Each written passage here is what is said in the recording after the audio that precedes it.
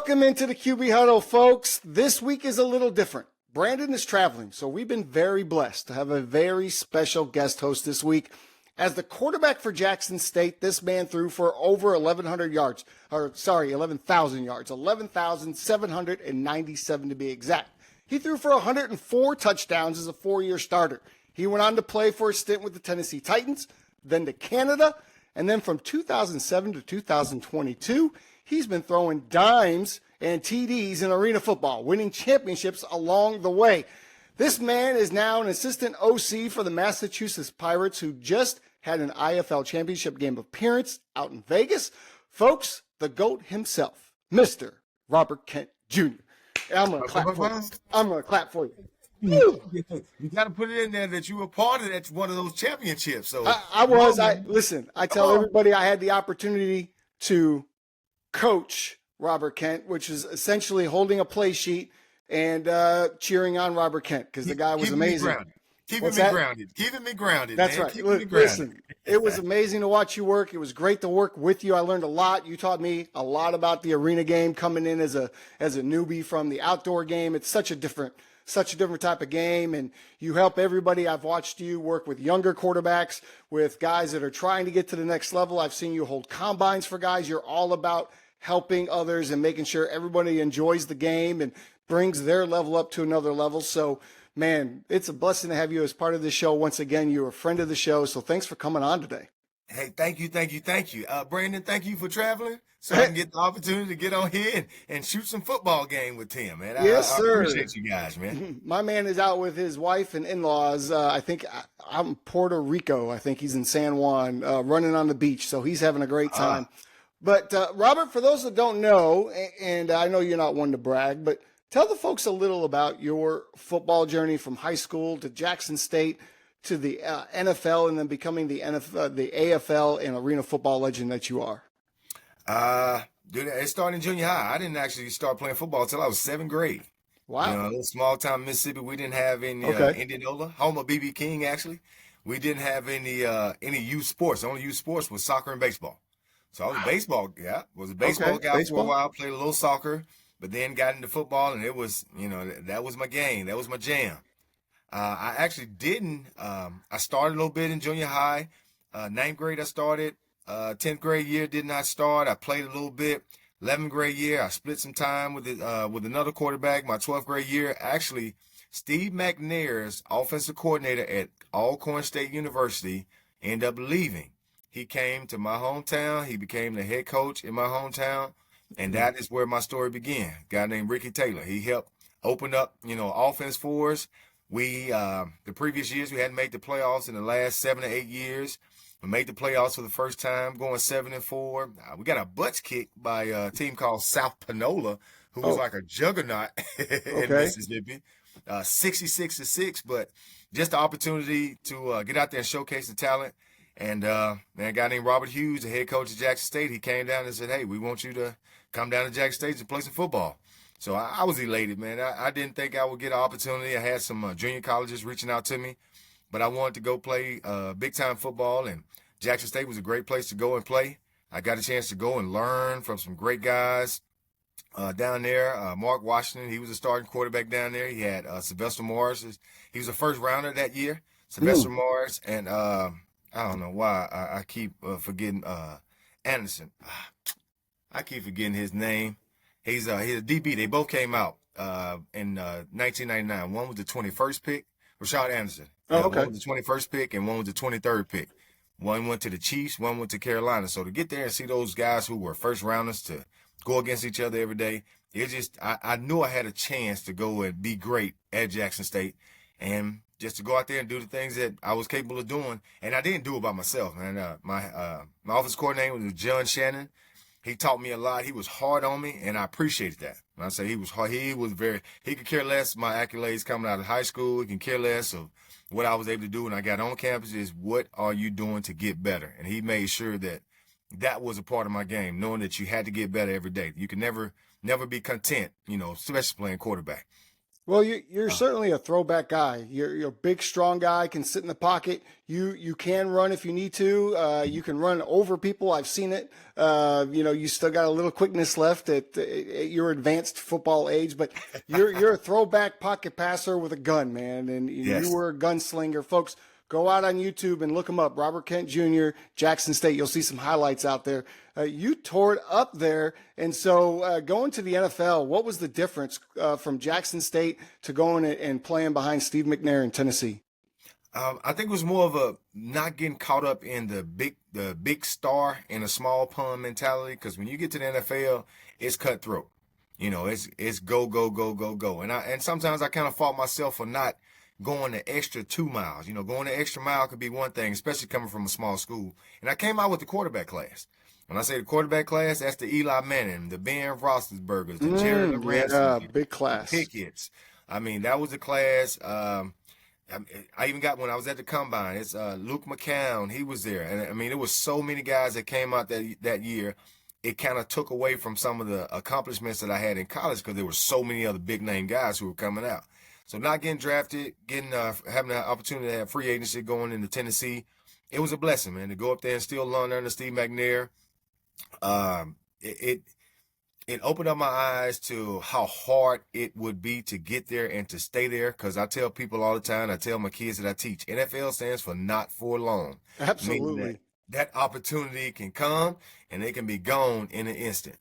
And, and that's kind of what it was. I made it to the last day of training camp, that first week before the regular season started. We had 41 free agents. They kept one. And, the rest is history. Getting a chance to go to Montreal. I got a chance to go to Toronto. I even got a chance to do a movie. And there were some opportunities that came along with playing arena football. And like I said, I've really been blessed. And my biggest thing is to try to give back to as many guys that want to get to that next level as I can. Sometimes people look at it as being harsh, but I just try to be truthful. Sure. I'm not going to be the one to say, hey, you're doing a great job. I'm going to say, and as a quarterback, in my high school quarterback last year, he used to ask me, that, Coach, how come you don't tell me I'm doing a good job? I said, dude, honestly, you're the quarterback. Your job is to throw the ball. So why you want me to tell you you're doing a good job when that is your job, is to throw the ball? Right. Well, this is that era now. Everybody wants to be seen. Everybody gets a trophy, right? But we're not from that era, you and I. So It's a little bit different. What great experiences that you've had, though, and be able to share that as you move along. And then from there, you got into arena football somehow and made that, I mean, literally anywhere you go, you say Robert Kent in arena football, they know who you're talking about. How did that happen? And the change that you had to make to do that. And by the way, folks, in a day when most folks now, quarterbacks like to be in the shotgun, you're still old school. You like to be under center, getting the ball right now, regardless of what the rules might be. Talk about your arena career a little bit. It started out in Birmingham, man, with the Birmingham Steel Dogs. Yeah. A long time ago. And I actually had a couple of guys that played with me at Jackson State to come up there, Lawrence Story, Deion Debo. Some of the guys, they followed me, to Birmingham to play a little arena football. My first quarterback competition in arena football was against Ryan Hawk, A.J. Hawk's little brother. Oh, well, look at that. Okay. And A.J. Hawk was actually showing up at the game, so he had an advantage. Mm-hmm. we were selling tickets because we had A.J. Hawk's little brother. Right. And I felt I was a little better, but as a competitor, you always feel like you're better than the other guy. And when that opportunity came, I took advantage of it. Dude, I even went to receiver just so I could be on the team, just so I can go play. Because I knew the game. I understood the game well enough that I didn't have to be fast. You just had to get to the open spot. Sure. Well, I mean, you got to play with one of the GOATs of all time, receivers who had that mentality, who just went into the Hall of Fame in Vegas last year while you were there, and Clinton Solomon. Also known as Solo, who, wasn't a burner, but hey, just get to the spot and get me the ball. And you guys had a tremendous relationship on the field, both part of that championship team that from the Bulls when we went and beat North Carolina. So you know all about that. So Robert Kent. They felt good. They thought some scrubs was coming to town. No. Listen, we went up there and beat the brakes off of them. They hadn't lost a game all season, and we walked them off the field. It was. And if you remember, I remember seeing 3 trophies on the sideline. I think they had already put their names on the trophy because they thought they was going to win the championship. Yep. And they MVP, gave us all that. They gave us a little bitty trophy. Yeah, I remember that. Silly. It was absolutely silly. But hey, what a great experience that was. Now, today you're a teacher, a Yes. realtor, a football coach, a dad. Yes. Who do you enjoy being most? I gotta say a dad. Of course. I I gotta knew say you were that. going to say that. Hey man, a husband and a dad. Well, also I a was- husband. Yes, let's Yeah. put that in there too. Let's put Yeah, that my- in there my- too. my Don't wife want people be- to think you're a single dad running around. You have a great family. Yeah, because my biggest thing, I was in high school last year, and coaching high school football sometimes it takes up a lot more time than you know. Mm-hmm. And I was giving up my Friday nights, giving up my Saturdays, giving up the Sundays because we were putting work in, Right. and I was missing a lot of family time. My daughter's playing high school volleyball. I was missing her games. My son was playing soccer on the weekend. I was missing his games, and it was taking a toll on me when it came to being a family guy. I'm a big family guy, and if I feel like I'm missing out on something with my own kids, I just didn't want to give more to other kids than I would to my own kids, and I didn't want to have that regret. So I ended up taking a step back from high school ball and moving back to the junior high level now. I have my time back. I can go and support my daughters on Friday, my son on Saturday, and evening on Sunday. So it's just Nice. it's been a up and down experience to go from, barely playing football to getting to the highest level to now trying to figure out my way of what I want to do or how I want to do it with my next, my next transition into football life. Because I got one more year in me. I just ain't figured out where I'm going to go. You've been saying that for about 6 years, that you've got one more year in you. So I don't know if you'll ever not be throwing a football to somebody, but you speak about the family and the time and all that. How did you make Massachusetts work last year? And are you going to be doing that again this coming season? I hadn't really put my name on the paper just yet. I'm in talks with him. I had a couple other teams that I've talked to already. The biggest thing, it happens during the summer. And by it happening during the summer, it gives me a lot more time. It gives the family opportunity to come and travel to wherever I am, to come and hang out, spend a little vacation time. And still, they like seeing me play, but they also like seeing me not get hit. Right. So it's a win-win for me when it comes to that. Missing out on their summers usually is the biggest thing, not being there all the time for the summer, but being there for them when I need to be. And that's my biggest thing, being there for them when I need to be there for them. All right, so stay tuned. We don't know where you're going to be or what you're going to be doing this coming football season, but rest assured you'll be on the field doing something for somebody. I almost guarantee that because you just can't stay away. So my man Solo is coaching up in Wichita, so hey, I saw. you never know. I saw he's living his best life up there. He spoke to some kids the other day, so it was great to see that from him. And of course, his Hall of Fame induction. You were there for that, so that had to be a great time, and a great experience. That's an extraordinary accomplishment. He's a great player. Yeah, no doubt. I mean, he's a guy that could still play. I mean, I believe he could still put on the pads and get open for some touchdowns. No question. Yes. No question. So let's get into it because we had a big weekend of football, but we're going to go a little different. Typically Brandon and I will break down almost every game, and we talk a lot about the San Francisco 49ers, but we're going to give that a rest today, folks. We're going to talk about the Lions-Cowboys game because, Robert, you're a huge Lions fan. You always have been. And your Lions came into Dallas and completely embarrassed us. You had, linemen playing wide receiver. You had reverses to offensive linemen, flea flicker. I don't even know. You were basically practicing on Dallas.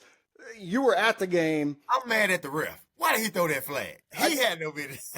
I mean, listen, somebody had to stop the Lions. It wasn't going to be Dallas. So being at the game, I believe you were at the game with at least one of your children, maybe more. I saw some pictures, but talk about your experience going to Dallas and being there and watching the Lions completely dismantle the Dallas Cowboys. Man, when I say great experience. I told my son, I said, buddy, we're going to go to one of my friend's house and watch the game. So he's like, okay, Pop, let's go. So we riding, and I said, it's close to the stadium. So I pull up at the stadium and surprise him, like, hey, dude, I'm taking you to your first NFL game. He's like, I saw the sign. Yeah. and it happened to be my first Detroit Lions game. I've been a Lions fan for a long time, but this is my first ever Detroit Lions game, the first one ever. Well, I guess, now I understand what happened. They knew you were in the building. They knew it. Somehow word got to the Lions sideline, and they decided to put on a show just for you. And you know what? I'm very thankful. As you there should were a be. lot. There were a lot of Cowboy fans going home early, so we can move around a whole lot more. Oh, I bet. I was there at the Green Bay playoff game where a lot of fans left early. I was there a couple weeks ago versus the Ravens where a lot of fans left early. Listen, bad O-line, bad defense, bad quarterback play, bad, all bad. And it All starts bad. at the top with Mr. Jerry Jones. And we're sick of the Cowboys here in Dallas. I think it's time for a boycott. Maybe only visiting team fans go because y'all seem to own the stadium anyway. Each and every week, the worst. Do you know that was the worst home loss in the history of Jerry Jones owning the Dallas Cowboys On his birthday. on his birthday? And then he threatens to fire a radio broadcaster the next day for asking some tough questions. But as long as the dollars are flowing in, I'm not sure if he's too upset about Dallas Cowboys winning football games. I don't think he is. I don't think he is. You just paid Dak a whole heck of a lot of money. You just gave CeeDee Lamb a whole heck of a lot of money. But then I'm thinking to myself, we're both Tom Brady fans. Yes. What was one area that Tom Brady said, you know what? We're going to make sure these guys are taken care of because these are the guys that take care of me. Up front. Yeah. If you don't have 5 guys up front that's going to put their life on the line to take care of that guy behind you, hey, it's going to be a long game for that guy behind you. Or the second and third string, you might as well get ready because you're about to go in the game. But there was some good quarterback play in this game, and it came from Jared Goff. Yes, it was. This is a quarterback show. I want, give the fans a treat. Give us your breakdown of Jared Goff and what makes him so special. Particularly what made him special on Sunday. Man, Jerry, he was seeing the field. When I say seeing the field, it's almost like the Madden where they used to have the screen where you give you the yellow line to see the field. He was seeing the field like Madden on Sunday. The running game was, it was ground and pound, but then when he needed to drop back and throw the ball, man, he was able to find guys all over the field. And as a quarterback, that confidence just grows and grows and grows when you figure a defense who people had top 3 defenses, had figured that they were going to be one of the ones that no matter what, they were going to have a defense to stop people.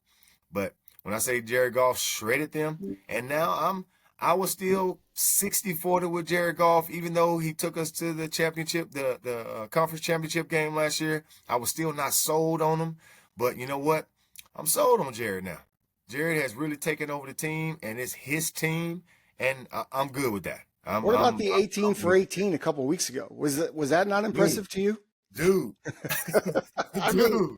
We've never seen that. We've never seen that. We've never seen a quarterback not throw an incompletion in a whole game. So in a whole game. The NFL game, not a junior high, not a high school, not a college. This is not semi-pro, not arena football. This is the real McCoy, the NFL, the top. NFL. So Jared, kudos to that guy, man. When I say he has worked on himself because coming from the Rams and then for why am I throwing a blank on our quarterback Stafford to go and win him a championship down there? I'm sure Jared feels some type of way. Because Jared has a team to go win a championship. He does. And he really does. I just, last year, that was one of them things where I was still kicking the coach. I'm like, all right, coach, 4th down, kick the field goal, make it a 3-possession game, keep it a 3-possession game because I never give Mahomes any extra ammo because I've seen what he can do. He's done against Brady. He's done against everybody. So make him have to go score points. And 3 possessions is a whole lot. It has a different mindset than 2 possessions when it comes to, scoring touchdowns or getting points on the board. But my thing is coach, he's a go-getter. He's going to go for those 4th downs. I like when he goes for those 4th downs. It's just those situations where, you know what, let's take these points and let's go put our defense on the field because our defense is still playing lights out. I'm sick right now. When I say sick, I hate to change the subject, but everybody saw it. If you hadn't seen it, you may not want to go watch it, but Hutchinson, man, that was like one of our stars falling out of the sky when he got hurt. It was sick. It was sick for everybody. Just watching it at home. I'm a Michigan guy, so I love Hutch. I love following his career, regardless that he plays for the Lions. And it was hard to see him laying on the ground that way, and that such a freak injury. Luckily, it was a clean break. He's going to come back. He's going to be good as new next season, but. How do you make up for that? I've been hearing rumors. Now it's just rumors, but there's rumors that Crosby may be headed to Detroit. Dude, how about those apples? If Crosby goes to Detroit, we'll see you in the Super Bowl. Okay. I mean, this has got to be the Lions' year because San Francisco, they're just not the same team. Dallas is not competitive. We're not worried about them. Minnesota's very, very good. Yes. That could be that could be an NFC title game right there. Mm-hmm. Vikings Lions, because the Minnesota is very good. I didn't think they'd be this good with Sam Darnold, but he's certainly found a groove. Yes. So it's going to be interesting. I think he's probably revitalized his career. Yes. Did Sam Darnold, even though JJ will be back next year, you suspect somebody in the NFL is going to go after Sam Darnold, maybe back to the New York Jets perhaps, because Aaron Rodgers may be on his way out, although he's got a new friend in New York now, so he might stay another year. We'll talk about that in a little bit. But Aiden Hutchinson, man, if you don't get Crosby, what do you do? Is your team deep enough to make up for it? I mean, you can't replace him, but no, you can't replace him. I honestly think we're deep enough to still make the run, but it's also a mental factor. When you know one of your key pieces on defense, who's a go-getter, who you can count on to make a play, he's the machine of that defense. It's sometimes that mental game plays a bigger part than that physical game. And I'm hoping that these guys, instead of looking at it as we've lost one of our soldiers, nope, we're going to pick it up for him because he's not here. Who's going to step up and go make plays that he would be making? And who are you looking to do that? Who's going to be the guy? I know we put you on the spot. Yeah, dude. Like I said, I honestly hope it's going to be a collective effort. Okay. I mean, you'll need it. You'll need that. I need a collective effort. I don't want one person to just be that standout. I need everybody to go up and to make a play here and there. He's so dominant. The backfield, interceptions from linebackers to stopping the run when it's that because I know it's going to be teams like the Lamar and Derrick Henry. When they come to town, or when we see teams like that have big physical runners, we're going to go meet him in the hole and make sure that he understands it's going to be a long night. And that just puts a little more confidence in your players around you. So I just feel that if we go into the game with the thought process that we are all going to do our part to make up for Hutch not being here, then I think we'll be where we're supposed to be this year, and I think that's in the Super Bowl. And if so, I'll be there. You'll be there. All right. Well, hey, I'm going to jump in your luggage, so I'll be there too. I'll find a way. I will find a way. So let's move on a little bit to one of my favorite segments because we've got a lot of them, and actually we had 1, 2, 3, 4, 5 of them play this week. Rookie watch, right? We want to talk about the rookies. I know you didn't get to watch a lot of games, so I'm going to go down through the list, and you tell me, your impressions, just as a whole maybe, and then if you got to see them play this past weekend, what you thought. I'm going to start with who I thought had the best game of the weekend, and that's Caleb Williams. Yes. Have you been tracking him? Have you been paying attention to Caleb, and what do you think of him so far? First few games, I think he was trying to find his way. Yeah, I think offensively, the O coordinator was still trying to figure out what Everyone was trying to figure something out. Trying to figure out what it is to help him be successful. I think they've now found what it is that he likes to do. He's a playmaker. But don't put him in a position where he has to make every play. Right. And that's what I think they were doing at the beginning of the season. I like the fact that he seemed to settle in. Every week has gotten better. I saw a lot more on-time throws from Caleb Williams this week, which is making him more efficient. He was 23 of 29. You know what I mean? 6 incompletions, 226 yards. That means he's not taking a lot of deep shots. He's not just throwing the ball willy-nilly. Right. He's being very mindful on where he's going with the ball. He's okay taking the check down, which he wasn't okay with that earlier. He's kind of backed off a little bit of the Josh Allen thing where he's looking to make the big play all the time, right? And he's 23 of 29, 226, 4 TDs. And it could have been 5. Could have been 5 if DJ Moore would have just extended just another half inch. So it could have been 5 touchdowns. He has weapons around him, so he didn't do it all. He's the only first-round pick in history that went to a ready-made offense, to me, right? A team that was ready to go. I say Ben Roethlisberger in Pittsburgh. Was he the number one? Say again? Was he the number one? No, he wasn't the number one, but I'm just far as, top Was he top? I think it may have been 3 that year. Because I know Eli went first. Yeah. Eli went first, and not to a Eli ready-made team. didn't want to go to the Chargers, and I think Phillip Rivers and Phillip then Rivers, which that ended up okay for Phillip. Yep, He had a good career there. So, and I'm just thinking, ready-made teams. That was a ready-made team because he was able to go and win a Super Bowl. The Steelers, sure. Yeah. Okay. And okay. The Bears have a solid defense.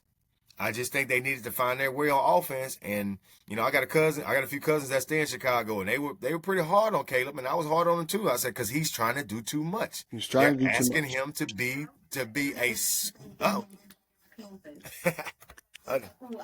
we got an alarm come through on campus. What happened? I said some kind of alarm has come on campus. Oh no. Uh-oh. I don't even know what they're saying. Hold on. Let's keep it up. All right, so the show must go on. The show must go on. Now, I was hard on Caleb too. I was hard on the entire Bears organization because I felt like watching their offense a couple weeks ago, I couldn't figure out what they were trying to accomplish. There was no rhythm. There was, you're not trying to set anything up. It was very bland. It was drop back and Caleb, do what you do. When I went to go see them down in Houston, and it was a mess. The offense was a complete disaster. But they look like they have it figured out the last couple of weeks. So they're not playing good teams. No one thinks the Jaguars are a good football team, but to go across the pond and perform like that, very efficient, 4 touchdowns. I think, Caleb, you're doing a good job, buddy. Keep it up as a rook. You're doing a good job. 65% passing, 1,300 yards, 9 TDs, 5 interceptions. As a rookie, hey, everybody's big on Jaden Daniels. Jaden Daniels is playing great ball, but Caleb is starting to come into his own. And like I said, with the weapons around him, Chicago's going to be scary, man. They're going to be scary. I hope so, as a Bears fan. Now, you brought up Jaden Daniels, so we'll go right to him. Yes. This week, I felt like he, in my opinion, against that Ravens defense, I thought he outplayed Lamar Jackson if it was a head-to-head. He was 24 for 35, 269, not as many yards, but he had 2 touchdowns with no interceptions. Lamar had a little over 300 yards, but he had the interception. He also had the fumble. The only reason that the Redskins or the Commanders lost this game is because of the dropped field goal snap that would have won them the game in overtime. Jaden, to me, the difference in this game was that, but more Derrick Henry. Derrick Henry, to me, being signed by the Ravens and now getting 20-plus carries a game, how do you stop the Ravens at this point? I don't know. I think that was one of the things we talked about early in the show. I was like, listen. Yeah. How do you account for 2 guys in the backfield that can run for over 1,000 yards? 2. I don't know. I don't know how you do it. And I saw it work both ways. I saw, times where guys would stick with Lamar on a boot fake and allow Derrick Henry to be running forever. Then I saw times where, guys would collapse the middle of the field to take down Derrick Henry, but Lamar had the ball and he was running around the corner. So it's like pick your poison if you're the defense and you can't be right. And I'll say this, over the last 2 weeks, Lamar Jackson has been extremely impressive with his arm and playing lights out. And so if he can now do that and maybe lessen his carries and let Derrick Henry take those carries on, I feel like the Baltimore we could look at a Ravens Lions Super Bowl, unless Josh Allen keeps doing what he's doing outside of last week. The Bills, I think, and the Chiefs might have something to say about it. But anyway, Jaden Daniels, rookie watch, he's doing great. And I thought he was outstanding. Now, here's a guy I don't think is doing great. He's doing okay. Bo Nix. Yeah. Towards the end of the third quarter last week, he had 24 yards passing. Now he cleaned it up and ended up with 216, 2 touchdowns, 1 interception in the loss. They're 3-3. You see some good out of Bo, some not so good, considering he's the most experienced of all the quarterbacks. He played like 8 years in college. And we might say he has the best offensive coordinator of all the rookies, with Sean Payton. Well, how do you feel about Bo Nix? I feel like he's underperforming currently. I do feel like he's underperforming. I think the biggest thing is, as a quarterback coming into the league, it's hard to expect those guys to come in and be great players that first year. A lot of people don't understand that Mahomes was underneath. Hold on, give me.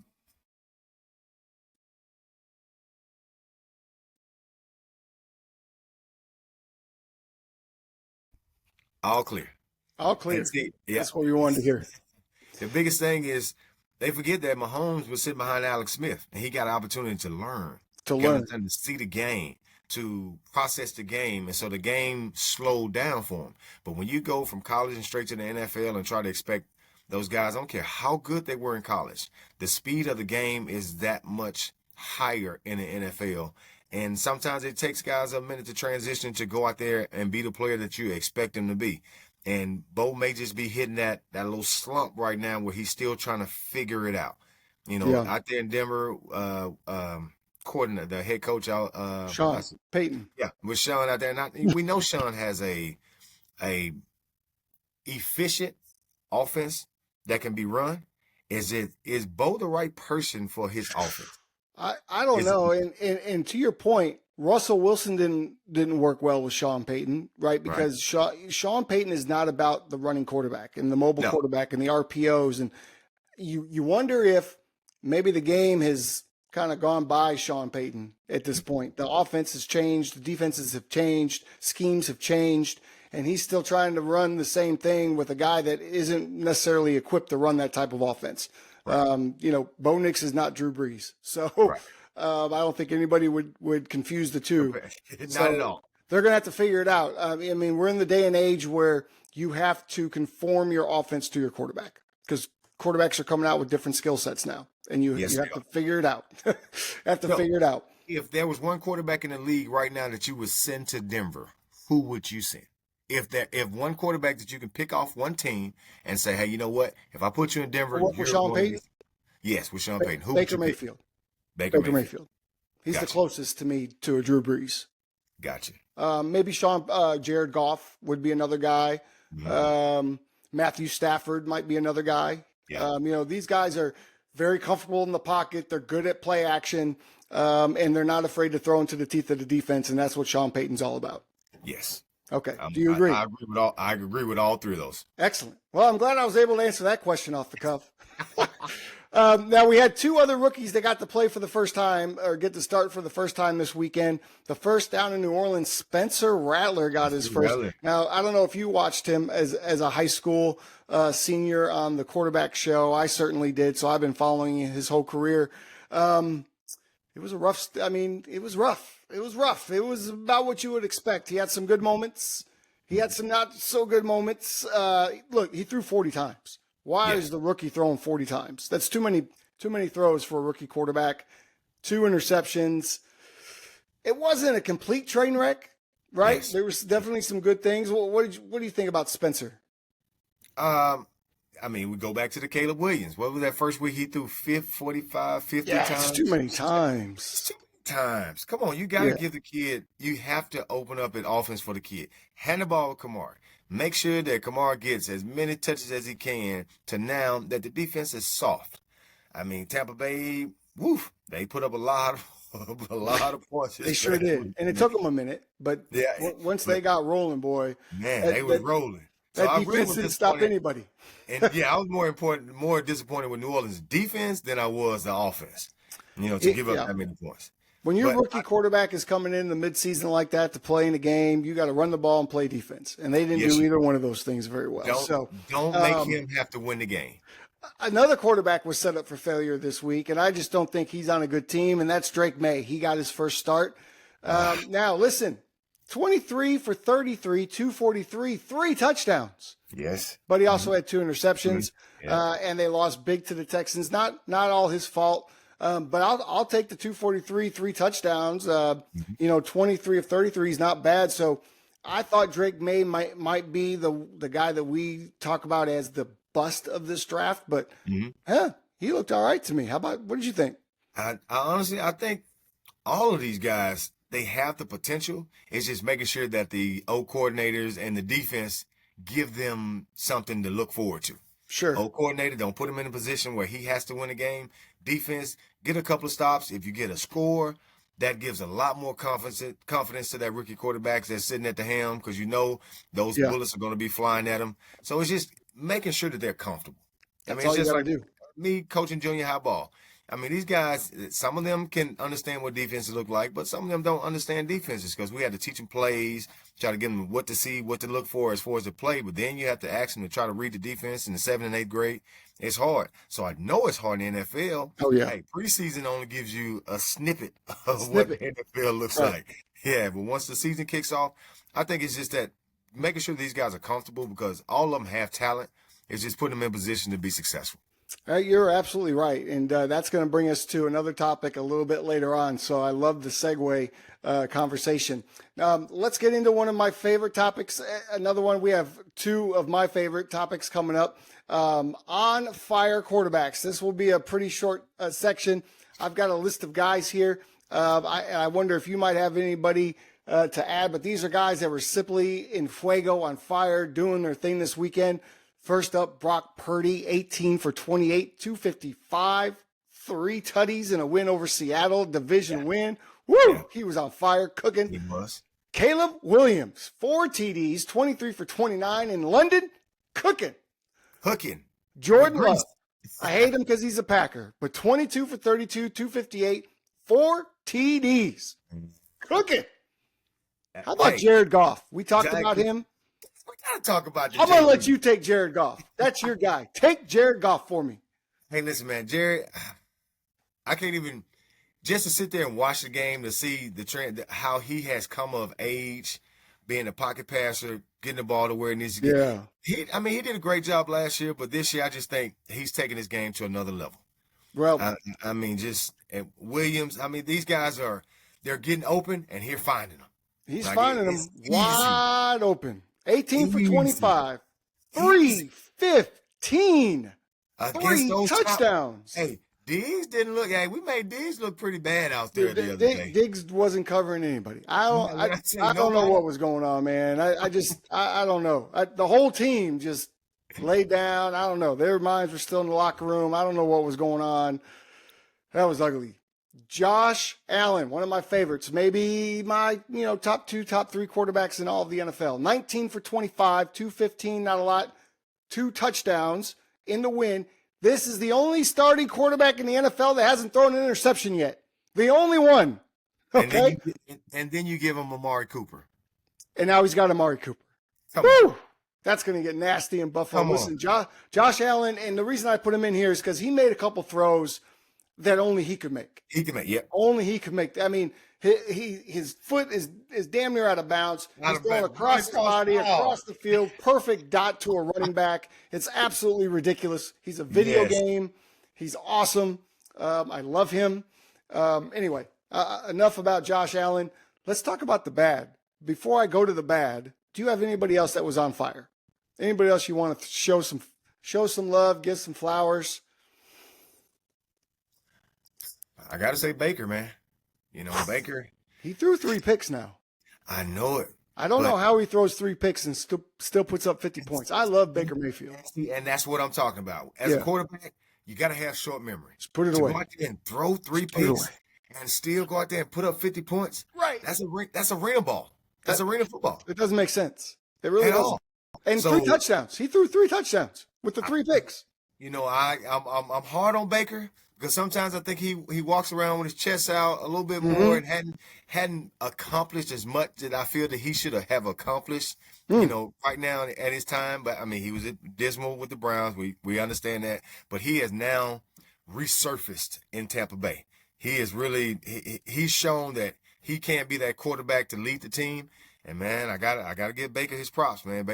He's down there playing good football in Tampa Bay. He got some big shoes to fill, but he's playing good football. I love what he's doing in Tampa Bay, and I would argue that he wasn't abysmal in Cleveland. I would argue that he had several different OCs, a couple different head coaches. He still was able to take the Browns to the playoffs and beat the Steelers in Pittsburgh. He almost beat Kansas City in Kansas City. And then he dealt with injury after injury, bad offensive line, Odell Beckham and his dad blaming him for everything.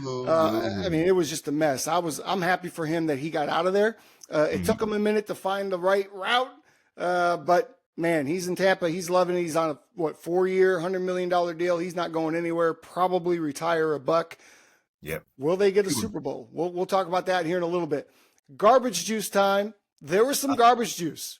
There was some garbage juice. The quarterback they just paid a buttload of money in Florida, and their team and his team is just, when I say falling off the shit, he can go fishing now. Trevor Lawrence. You already know what I'm talking about. He absolutely, him and Bryce Young, they own the garbage juice. Like the bucket is theirs. And then people come and they rent it from them because they are the two most garbageous juice quarterbacks every single week. Although, even though Bryce Young's on the bench, I'm still putting him in there because that's where he belongs. Right. Trevor Lawrence, you are trash, sir. Trash. Why did they pay him? That's my question. I don't know. I don't know why they paid him.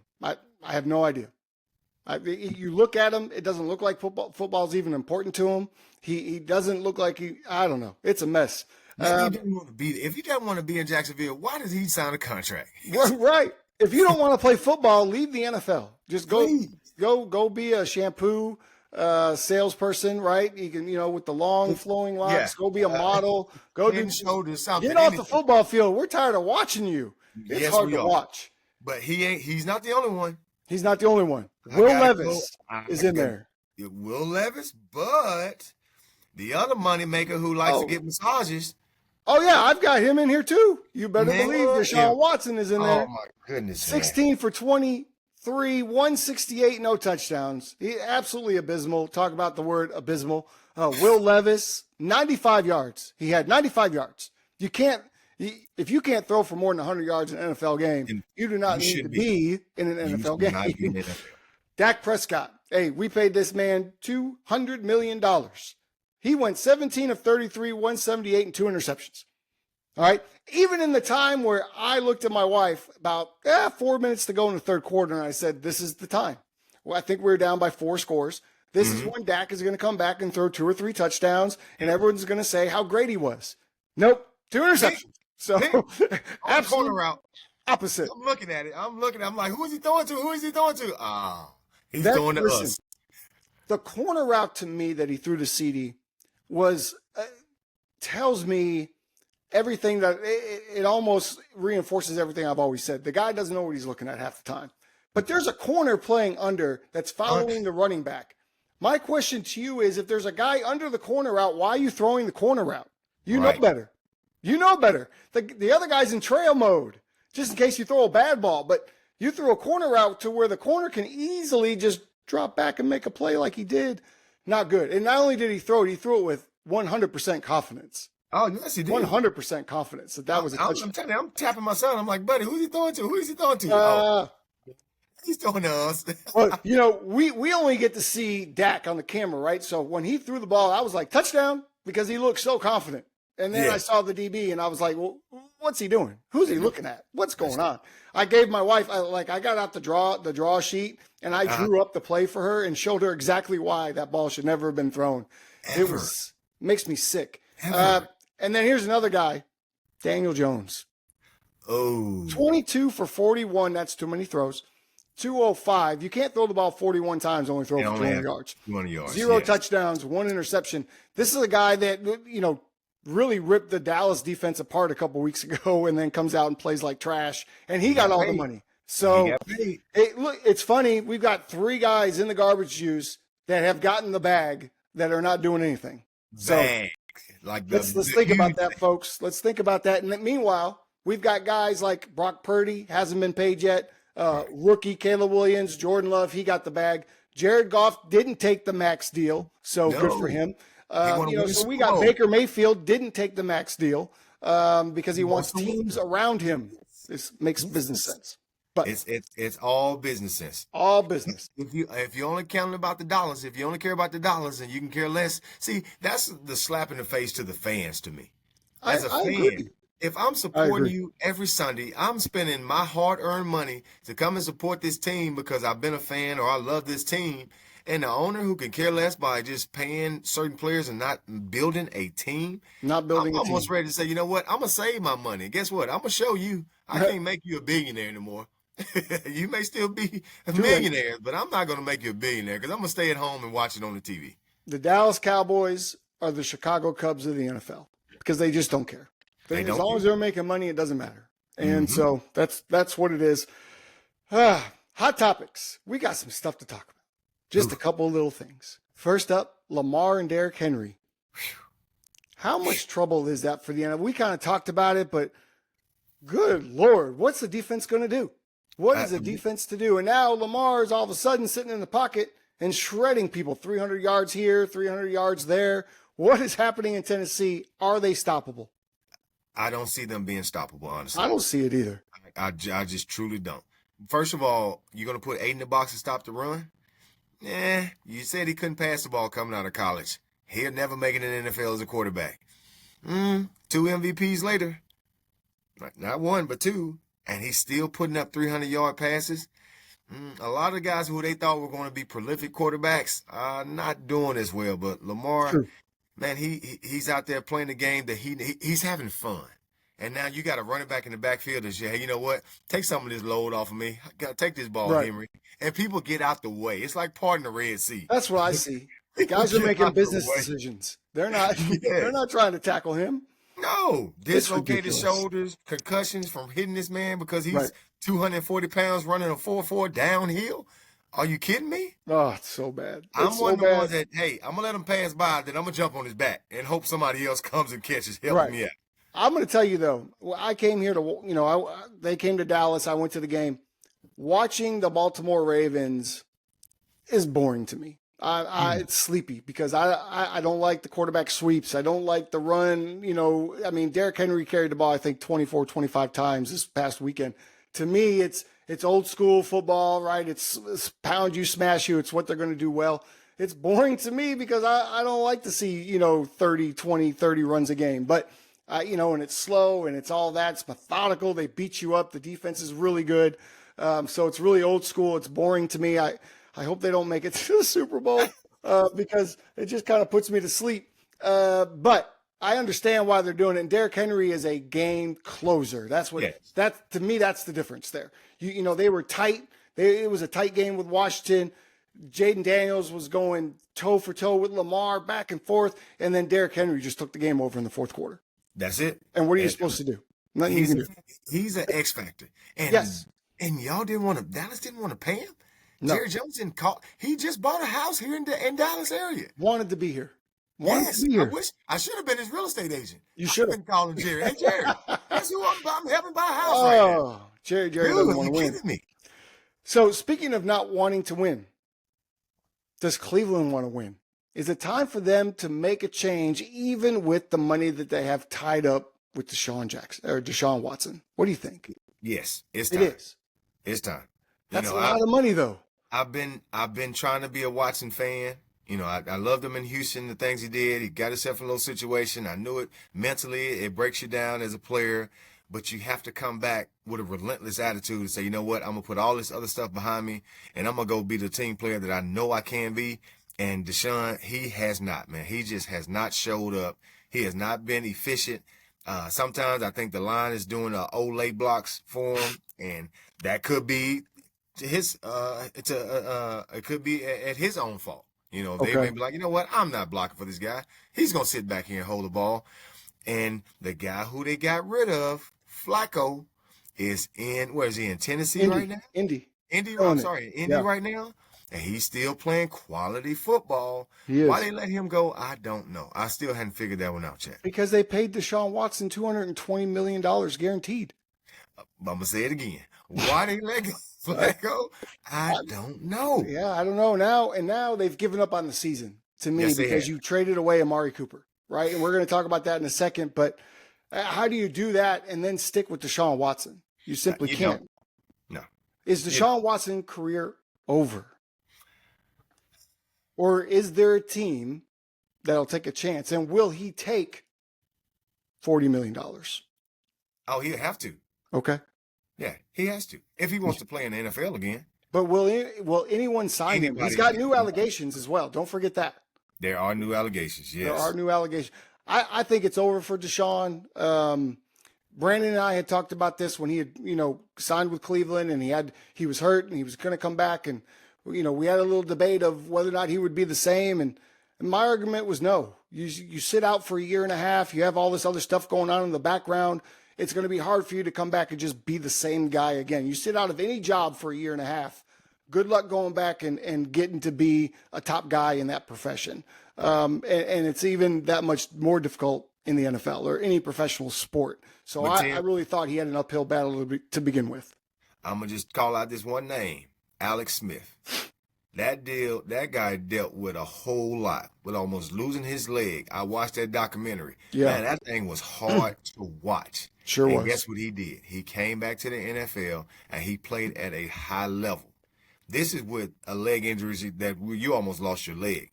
He didn't have an injury where he's about to lose his leg. I mean, yeah, he had some other issues, but this is all up here. Yeah, it's all mental. Alex Smith can come back from that. I know you can come back from the mishaps that you've gone through because you're still an NFL caliber quarterback. Right. You're just not showing it. You're not even attempting to show it. He looks mentally gone. He just looks out of there. So speaking of mentally gone, Trevor Lawrence, we talked about it a second ago. He got paid, and now they can't win a game. I think they have one win. They're currently in London right now. London is supposed to be their home base. Apparently they play there every year. They got beat by Chicago. Now they're staying there for another week. They got to play there again this week. Man, what do you do if you're the Jaguars with Trevor Lawrence? Go back to the negotiating table. Say, hey, we're about to take some of this. We need to restructure this thing. We're about to restructure your contract. We're about to bring in some more players to help you be a successful quarterback. And if that doesn't work, then it's time to move on. I mean, wasn't it Urban Meyer that got blamed because it was so bad and Trevor Lawrence was uncomfortable with him there and then it wasn't a good relationship? And now what's the excuse? Because things don't look good and you've got a Super Bowl winning coach on your sideline. What's happening? Who knows? Who knows? Now, it almost like we got to transition this thing to the Jets. We blame Robert Saleh for Aaron Rodgers. There was too much friction. Oh no, they can't work together. There's a problem. What happened the other day? What happened on Monday Night Football? Still lost. Aaron Rodgers still took a loss. Couldn't get it done. So whose fault is it? Whose fault was it? I don't know, because what I saw in that Jets game, if we're going to take a small detour, was I saw really bad offensive line play. I saw receivers not being on the same page visibly with Aaron Rodgers, right? He's expecting one thing. He even talked about it. Oh, I lost Robert Kent, folks. We lost Robert Kent. He'll be back here in a minute. He's going to rejoin us. In the meantime, what I was saying was I got derailed completely. So let's get back to what we were talking. Hey, there's Robert. We had a little bit of an issue there, but no problem. We're right back with it. I totally lost my train of thought when you disappeared. We were talking about the receivers not being on the same page, but yeah. So the receivers not on the same page with Aaron. Week 6, right? What's that? Is it week 6, right? Yeah. So and he talked about it. He talked about it in the press conference. He threw one of his receivers right under the bus. He got cut, didn't he? Gone. See ya. Wow. Listen, to me, I think you're about to see something different here, and we're going to talk about why. I don't think it was Robert Saleh necessarily. I don't think it was Aaron Rodgers. I think there's a lot of problems in New York with the Jets. Speaking of good, though, we'll say good. Let's talk about some good. Baker has found a team in Tampa. We talked about it. Can he bring them a ring? Do they have a team nucleus, do you think, good enough to win a Super Bowl? And is Baker the quarterback to be able to do that? Baker is put him in the ring, he's going to fight his way out. And the players respond to that. When you got a quarterback that's going to go take that big hit, run to the sideline, get knocked out of bounds, get back up, pumping his fence, getting the crowd back into the game. People will play for guys who they know they will put their body on the line to help them win the game. And it's hard not to root for Baker in Tampa Bay now. Like I said, I've always had a little knock on Baker just because of how he walked around, because he had a great, not a great upbringing. He had a rough upbringing when it comes to playing football.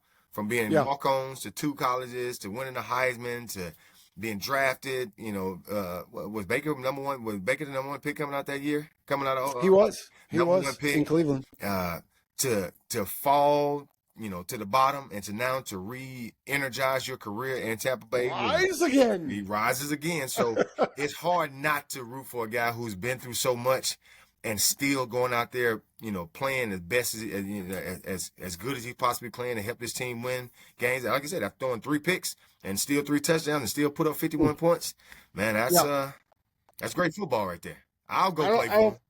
I don't think I've known too many guys to throw 3 or more interceptions and win a game. I know Romo threw 5 one time in a game and still won. So it's been done, but it hasn't been done often. So kudos to Baker. Yes. I love Baker Mayfield. I love everything about him. His moxie, his energy. He plays through injury, and the fact that when he went for his contract, he said, "Pay Mike Evans first. Pay Mike Evans, then come talk to me." Yeah. Because he knew what it was going to take. He knew he needed a team around him. Everybody needs a team around them to win. I do think that this is a team that can get there. Can they win it? I don't know. Do I think Baker can win a Super Bowl? Absolutely. Absolutely. I think he can. I think don't forget, coming out of college, he was touted as the most accurate passer since Drew Brees. Right. So he's certainly got a high level of ability. Couple of moves this week.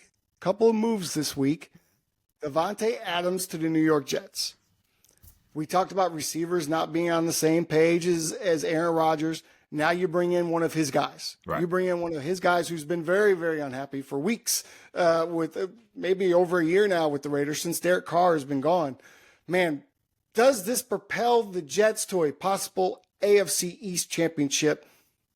What do you think? No. No. Still no. Still no. You don't think this offense is about to catch fire? Because what was the first thing you said about the Jets and before you started the monologue? Lots of problems. The offensive line. If he doesn't have anybody to block for him, how is he going to throw the ball to Davante Adams and Wilson?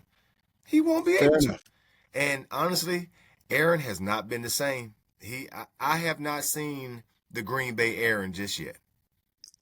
Same. I haven't either. I've seen little glimpses, but we haven't seen the full package yet. No, we have not. So I'm almost to a point that I'm thinking that Aaron is on his last leg. Yeah, he's trending downhill, honestly. Yes, this is going to be a resurgence for him to get Davante Adams in. Now he feels a little more confident. But as a DB or as a defensive coach, guess what? D-line, go eat. We'll double team these guys out here so they won't get the ball. He can't get the ball out of his hand quickly. And if he can't get the ball out of his hand quickly, it's going to be a long day for Aaron because he can't run around like he used to. Not at all. I think that's maybe a little bit of the issue with Aaron is he's lost some of that mobility for sure, and maybe a little something on that throw, not being able to really step into it the way he'd like to. Well, here's a move that maybe you'll feel differently about. I know I do. Amari Cooper to the Buffalo Bills, giving Josh Allen an elite wide receiver. How you feel about that? He lost Stephon Diggs. And him losing Stephon Diggs, I just thought that was just going to really kill his confidence. And they're still playing great football right now up in Buffalo. But to add Amari Cooper, who, again, not being a Cowboy fan, why did you let Amari Cooper go when he was here? He was still a high quality receiver. He still was making plays for you. He's a route technician. Yes. I mean, Deshaun, every throw, it seemed like he was throwing it to Amari Cooper. Now you give him to Josh Allen? What are y'all doing? What? Cleveland was just like, hey, we don't want to win, but Buffalo, we love what you're doing. Here's Amari Cooper. Here you go. Here you go. Are they relatives or something? Are the owners relatives? What's going on? I don't know what's going on there. There's collusion. Man. It's hey, but if you're Josh Allen, boy, you're celebrating. You're over there. You're like, yep. Dancing, man. Yep. You're doing the gritty in the end zone. That's right. All right, Josh Allen, let's go. I'm looking forward to it. This might be the year for the Bills, but it's going to be tough. I think we both have established the Ravens are the team to beat. Yes. That offense is going to be tough. The defense of the Ravens last year averaged giving up about 10 points a game. This year, not quite as stellar.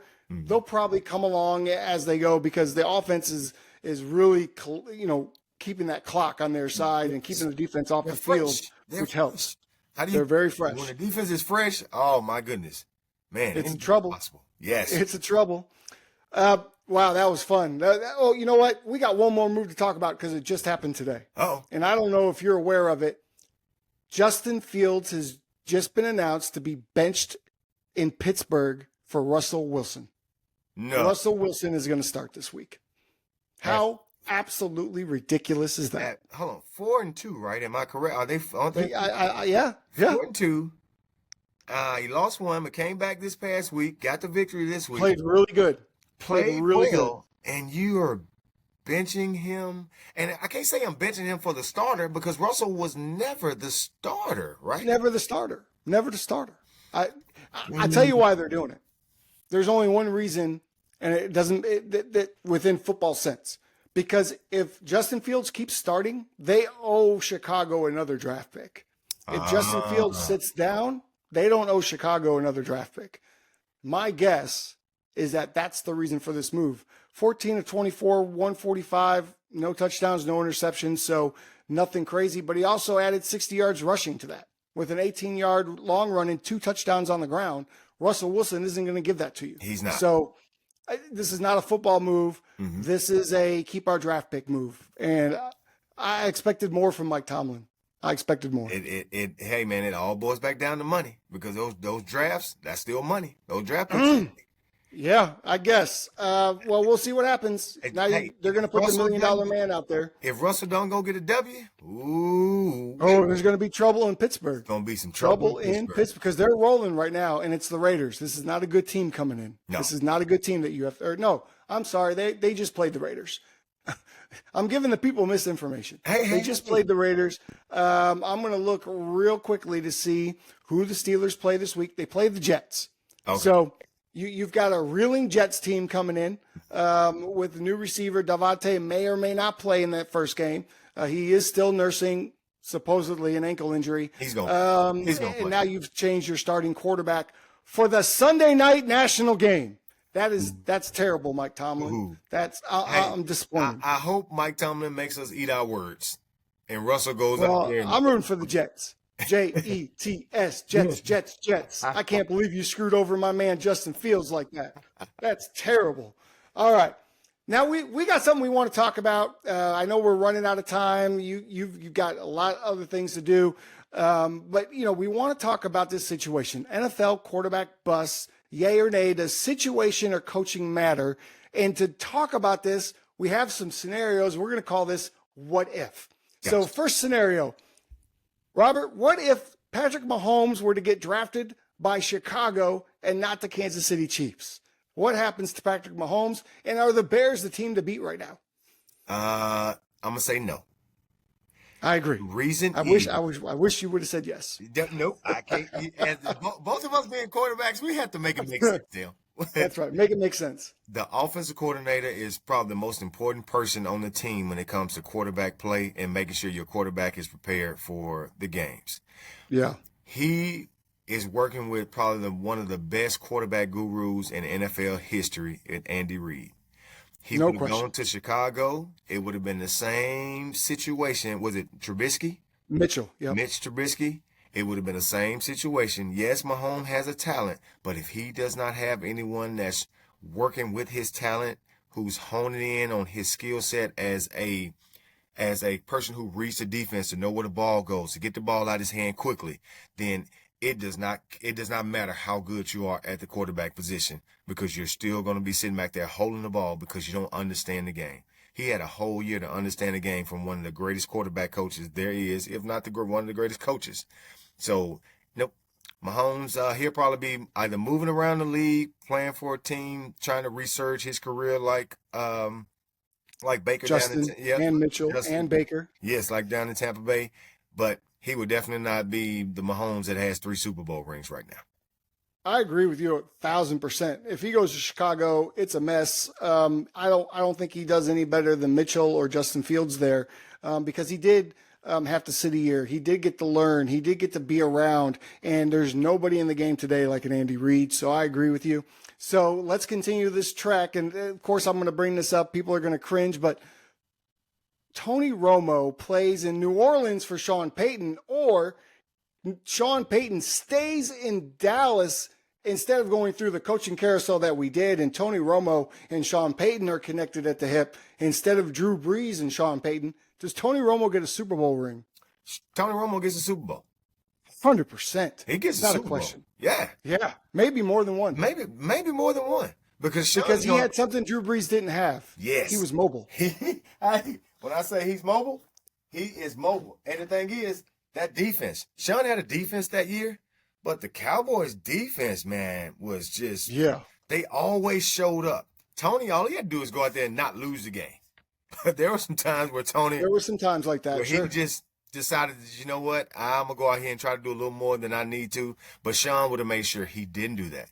Sean would have made sure, hey, nope, you settle down, you take this check down, or you take this little 5-yard out. We're going to keep moving the ball down the field, and we're going to methodically go put the ball into the end zone. I don't need you to go and be a playmaker every play. I need you to be a playmaker when I need you to be one. But other than that, we're going to dissect the defense, get the ball down the field when I need to get it downfield, run out of the pocket if you need to, be elusive, be the Tony Romo that you're capable of being, but sit back there and throw the ball. Because Tony was a good passer. I got to give it to him. He coaching situation matters. It matters, 130%. Here's another one for you. We got two more fun ones. Mitchell Trubisky gets drafted by Kansas City instead of Patrick Mahomes. Have the Chiefs won any Super Bowls with Mitchell Trubisky and Andy Reid together? I'm going to say absolutely they do. Yeah. Mitchell Trubisky almost took the Bears to a deep playoff run. Yep. I'm going to give him at least one. At least one. Give him at least one. He's not Patrick Mahomes. No. We get that. But he's going to win at least one with one of those teams. Yes, he would. Wow. Yeah. Wow. Think about that. Mitchell Trubisky, who is now a career backup. Yes, right? He's done. Yeah. Who, by the way, was 5-0 as the starter in Chicago when they benched him just in the middle of the game. In the middle of the game, they just took him out at 5-0. Didn't make much sense to me. Last one, and this is for you. Tom Brady gets drafted by the Detroit Lions. Ooh. Does he? Ooh. Are there 7 Super Bowl rings in Tom Brady's case? I hate to say it, but no, man. No. I hate to say it, but no. I mean, I was give us at least 1 or 2. I say 1 or 2 because him as a player, he would always elevate his game. Yeah, he had the old coordinator, but Tom, he kept a chip on it. He kept 2 or 3 chips on his shoulder. So he was always preparing himself to play no matter what. And I think, to put him up there with a Calvin Johnson, like he had Randy Moss, but to be with a Calvin Johnson, to be able to throw the ball up and know that your guy was going to come down with the ball like Randy did that year. They 51 touchdowns that year. Offensively, we definitely would have been putting up points. We definitely would have been Super Bowl contenders. I see us maybe getting 1 or 2, but 7. Ooh. But the thing is Tom knows how to bring people in. Tom knows how to restructure his contract to make sure he puts a great team around him. So it's hard to say. I disagree with you. And I'm gonna say this. As much as I don't like to give Bill Belichick credit for Tom Brady, and I never will. Bill Belichick does not get credit as a defensive coach for Tom Brady. Right. But what Bill Belichick did teach Tom Brady was leadership. I think being in that environment taught Tom Brady how you go about your business every single day. As a professional. How to be a professional, how to win with less, right? How to make the pieces fit around you and how to make it work within the team scheme. The Lions don't have that. They might have it now, but they never had that back in the day. And looking at what Matthew Stafford used to have to go through and the injuries that he sustained and how his mobility had to save him oftentimes, Brady didn't have any of that. Oh, no. And if Brady took some of those hits Matthew Stafford had to take, I don't think Tom Brady plays for more than 4 or 5 years. But so I don't think Tom Brady wins any Super Bowls in Detroit. That's why I think he would have took care of those 5 guys up front. Okay. Maybe. I mean, that's very important. When they were making commercials about his line, and, him paying for their dinner, Tom Brady made sure that those linemen felt like they were the receivers and the running backs on the team. And you know who started that, by the way? Dan Marino. Do you remember the gloves that he would buy, the commercial, the Isotoner gloves, and he would always have his linemen in the commercial with him and be like, I buy these for all my guys because they protect me, so I protect them. Dan Marino started that whole wave. Love it. And as a quarterback, that's what's important, man. That's what's important. Why do you think I still play? That's first. Hey, who's the center? I need to Right. know who's snapping the ball first. Because I'm not playing if it's It's nobody all up there. alignment. It goes quarterback, center, linebacker, safety. You know, I tell people it's one little line straight down the middle of the field. There The you people go. who can kind of 100%. control the game. The nose, linebacker, safety, center, quarterback, running back. They kind of control the flow of the game. Because as a center, dude, yesterday we were on the 1 yard line. And my quarterback, we all take shotgun snaps. We don't take any snaps on the center, but we were kind of in a pistol look. And my center rolled the ball back there to him. So now it's 2nd and 6 from the 1. So you can't do that. You can't.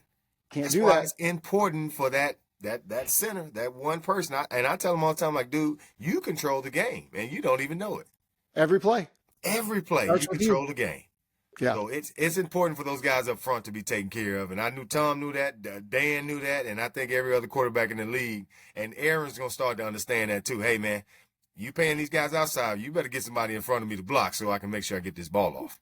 Now, they did make some improvements on the O-line, but so far they just haven't seemed to gel yet in New York. They have not so gelled together. It is what it is. But so at the end of the day, and I like this what if, I think we're going to continue to do this because there's so many stories that we could talk about. Like, what if Dan Marino were to get drafted by Pittsburgh instead of Miami with that run game and defense? Holy moly, he might have won 16 Super Bowls, right? I mean, we don't know. So we're going to keep playing this game. I love this game. I'm going to introduce it to Brandon. So what if Barry Sanders was a Cowboy and Emmitt Smith was a Lion? Then Who's the rushing champ? Barry Sanders has like 30,000 rushing yards if he's the running back for the Cowboys. Barry Sanders is better than Emmitt Smith. Barry Sanders is better running back than Emmitt Smith. I'll give you that. Dude, I have arguments with people. Well, I was like, dude, do you know who was in front of Emmitt Smith? Right? He had look at 5 Walter Payton. semi-trucks. What if Walter Payton didn't play for the Bears? What if he played for an actual football team? Because you got to think about it. When he got drafted by Chicago, it was all Walter Payton. It was all sweet. That dude played. I mean, he was run left, run right, run up the middle, punt, run left, run right, run up the middle. Oh, first down. Look at us. Let's do that again. So it was all. And this guy got over 16,000 yards in one of the worst offensive lines for the first 10 years of his career that we've ever seen. So there's a lot of running backs that we could do this with that their whole careers would have changed. So What if Tim Smith gets drafted by the Miami Dolphins? Woo! That'd be a bad deal for the Miami Dolphins, I think. Tim Smith would love it. I don't think the Dolphins are going to get their money's worth. Hey, if anybody who knows you, dude, I've seen you spin the ball. I appreciate that. Spin the ball. So no, spin it like your favorite DJ. Let's go. Yes, indeed. You know who said that? Some guys don't that's get from it. Any Given Sunday. So just we'll keep that up. We got a couple good matchups this week, and we're about to get out of here, folks. We appreciate you staying with us this long. Make sure to like, subscribe to our channel so you get all the content. But Week 7 matchups, I've got 3 on deck. You're going to like the first one. Lions-Vikings. That is a game. To me, that's the game of the weekend. It is.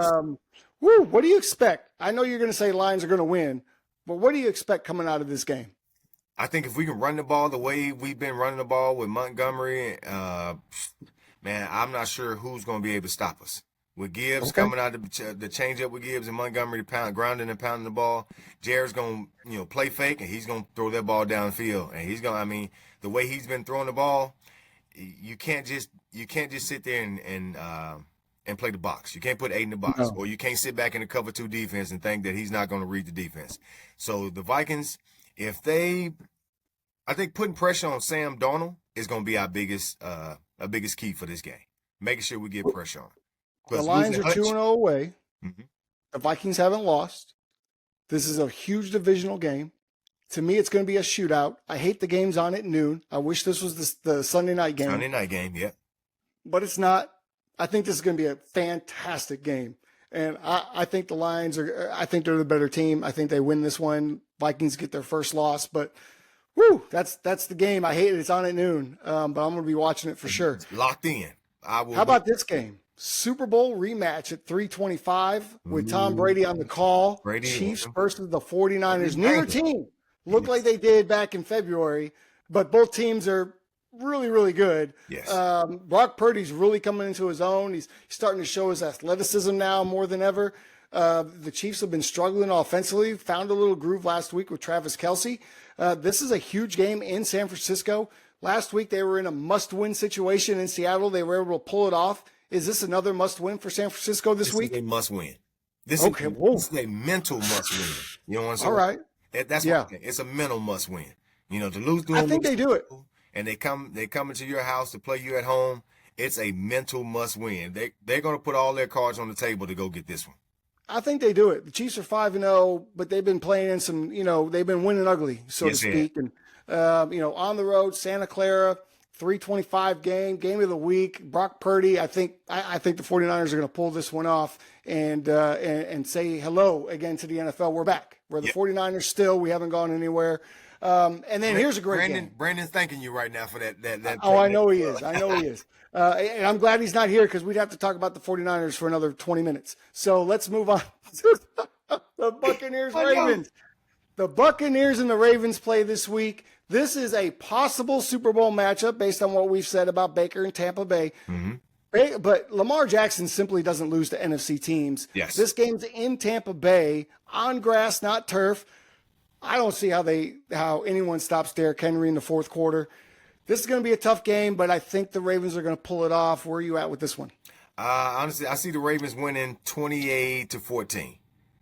14. That's all you're giving Baker. That's all I'm giving them. I'm giving them 14 because the Ravens are going to control the ball, and by them controlling the ball, Baker may try to throw it all around the field, but I don't see the Ravens giving. They're going to put pressure on Baker, and then Baker's going to have to get the ball out of his hand.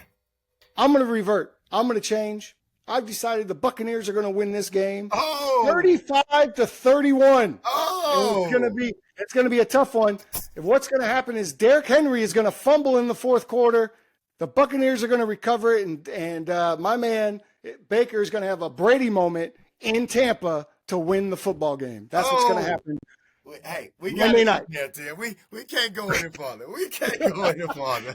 That's going to do it. That's going to close the show for us this week. For this week's QB Huddle, we appreciate you guys tuning in. Thank you. Please be sure to like, subscribe, and comment. Look for us on all our socials at QB Huddle. Get involved. Robert, thank you so much for taking the time, spending it with us here today. We appreciate you. The QB Huddlers appreciate you. You've brought great wisdom and insight to the show, and we look for you to come back on next time. Hopefully, Brandon will be here. We could have a whole conversation like we did last year. So we hope to have you back soon. Until next time, folks, keep those chains moving.